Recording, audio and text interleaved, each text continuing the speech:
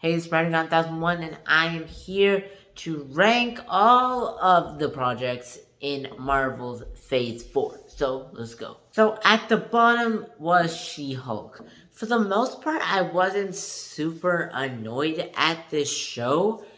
For the most part, it was just kind of fine. Like, I didn't really like it, but I didn't hate it either. But it's really the end that got me. That finale, where they literally just admitted that they made a bad show pretty much on purpose and decided that their main character can literally just rewrite reality if they want to, which makes no sense.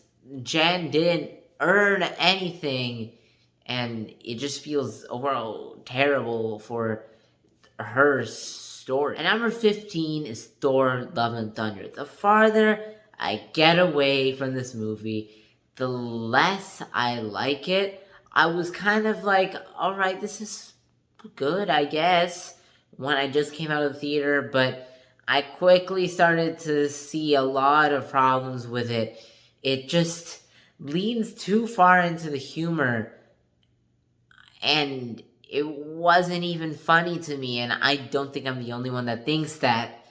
And like, there were some real serious themes, like with cancer and stuff, and they just didn't take anything seriously at all. There were some nice moments, like in the end when Thor adopts Gor's child, but overall, this movie just really didn't work. Number 14 is Eternals. This movie just had way too many characters, way too much going on, and they took so long just introducing these characters.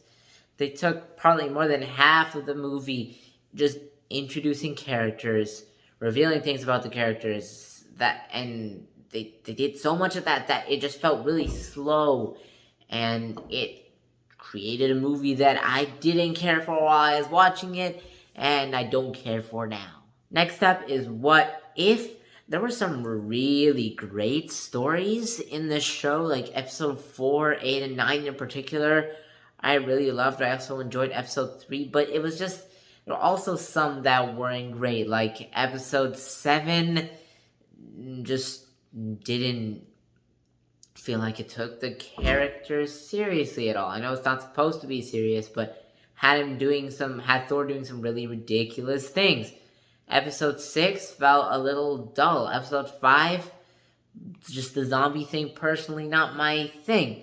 Episode 1 feels like just a total copy of the first Avenger. So overall, it's not consistent, so I can't really put it high up on this list. Next up is Miss Marvel.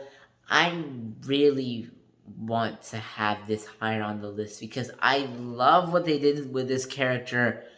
And she's one of my favorite characters introduced in Phase 4, but the show, just for the most part, was either just okay or just kind of bad. I really enjoyed episode 1 and I really enjoyed episode 6, but the middle part of this show felt like it just went downhill for me. In episode 4 and 5 especially, I just didn't really love, and I don't feel like it had that same fun spirit that I was getting from the earlier episodes. Next up is Black Widow. This movie at times felt a little slow and dull. At times, it actually had some really good character dynamics going on, specifically with the family that I really enjoyed. But at times, also was just too much and had some epic, big CGI battle that I didn't really care about and felt uninspired and just your typical copy and paste Marvel finale. So it's just not the perfect movie. There's stuff that I do really like about this movie, and characters that they introduced that I do really like, but overall, not great. Next up is Multiverse of Madness. The marketing for this movie was crazy. It made me really excited for it, but the end product that we got wasn't as crazy as it seemed like in the marketing. I think they sort of oversold it.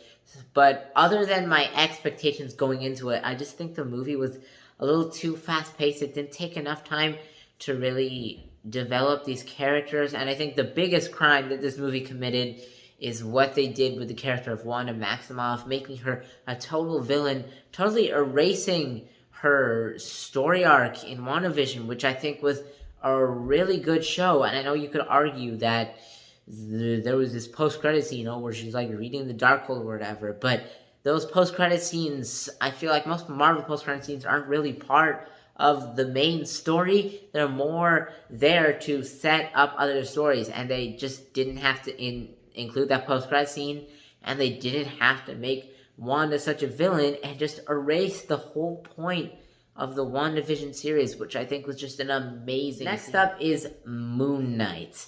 This show introduced a really great character in Mark Spector and Stephen Grant together. And I really enjoyed their dynamic together, and there's some great character building in the show, but overall the plot I didn't really care about. I don't really care if Ammit wins or Khonshu wins. I don't care about that whole thing with the Egyptian gods. It doesn't really matter to me. So the characters do matter to me, the plot not as much, and just the overall general vibe isn't really my thing. It feels a little too weird for my taste, if that makes any sense.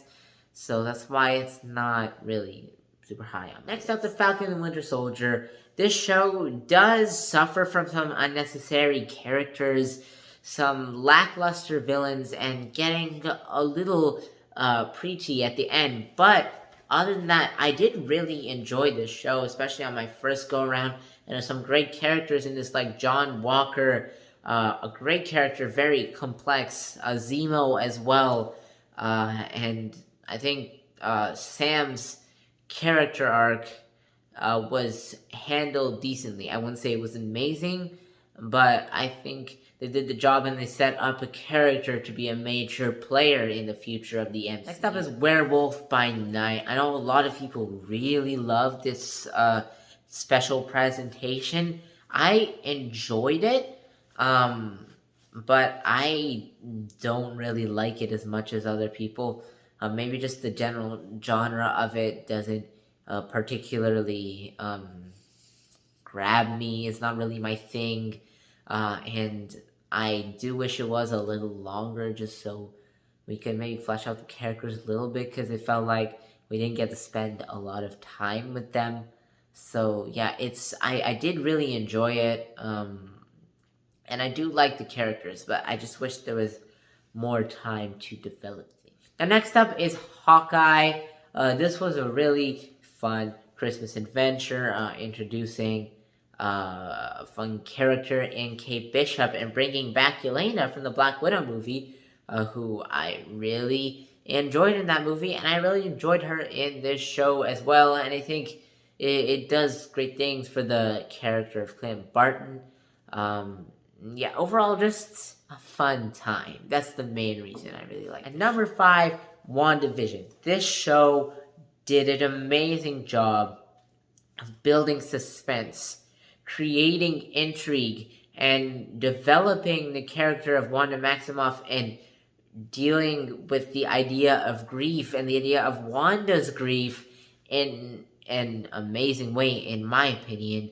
I don't really feel like the finale really paid off all of the build-up that we felt from the previous episodes and all of the suspense that we felt, but I think that was in part due to all of the fan speculation going on online and some comments by the actors. And I do think the finale did serve well to end off Wanda's character arc, especially for that post-credit scene. Yeah, I kind of wish that was deleted, or at least handled better in Multiverse of Madness. Number 4 is Loki.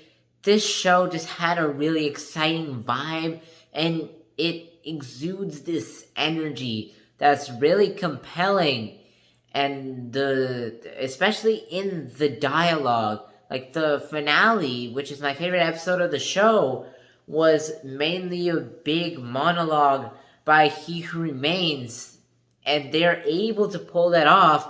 They're able to make it just so incredibly exciting. And not just with He Who Remains, with Mobius and Loki, their dynamic was really exciting to see on screen too. Really compelling, and I loved what they did with the character of Loki, and just everything from the characters to the set design to the music just added to that very exciting energy that not only got me excited at the time while watching it for what's to come in the show, but also really for what's to come in the MCU, because this show was really big for the future. And number 3 is Shang-Chi. This movie just had some really great characters. Shang-Chi in particular, I'm really excited to see what his role is going to be in the future of the MCU, because he's a character that I really love. I feel like he can be one of those Iron Man and Captain America type figures for the future of the MCU. One of those foundational characters that really pushes forward this saga. And the overall, I just really enjoyed all of the character development going on with Shang-Chi, with Wen Wu, especially, who is just a great villain. And a big highlight as well was all of the fight scenes. The choreography was amazing. It was fast-paced. It was exciting. I could actually tell what was going on, and it had meaning. The runner-up is Spider-Man No Way Home. This movie was just super entertaining. It was really great to see all 3 Spider-Men working together, and it was amazing how they were able to incorporate them in a story in a way that didn't take away from Tom Holland's Spider-Man's story, but enhanced it. And it just really made this movie pop. And I like that they weren't just a cameo, they were an important and integral part to this movie. But one flaw that I had with it was I feel like it was a little too gratuitous with the fan service. It had too many of the old villains in there for basically no reason, like especially the Lizard and the Sandman didn't need to be there. I feel like they just had them in there for the fan service, but I don't think it was really necessary to the story. But other than that, it's a great... Number 1 is Black Panther: Wakanda Forever. This movie had everything that I could want from a movie. It was very emotional. It really got me in the feels as the characters were feeling these emotions. It was inspiring. It had great, compelling characters. I can't really name one character, like one main character, that wasn't very fleshed out, that wasn't very layered, that didn't feel like they had some emotional weight to them. Ryan Coogler and everyone working on this movie was able to do an amazing job, especially considering the circumstances around this movie, considering that it happened during COVID, considering the loss of their main actor, considering even troubles during production outside of COVID with Letitia Wright getting injured and them having to delay. They did a phenomenal job with this story, and I was just fully immersed, fully invested in these characters. The acting was superb. It looked amazing, and it was just an incredible experience. So that's it for this video. Tell me in the comment section down below, what is your ranking of all the Marvel Phase 4 projects, and do you think that Phase 5 will be better than Phase 4, or do you think it will be sort of going with the same pattern with a lot of lackluster projects in many people's opinions, just as Phase 4 had? So yeah, that's it for this video, and thanks for watching.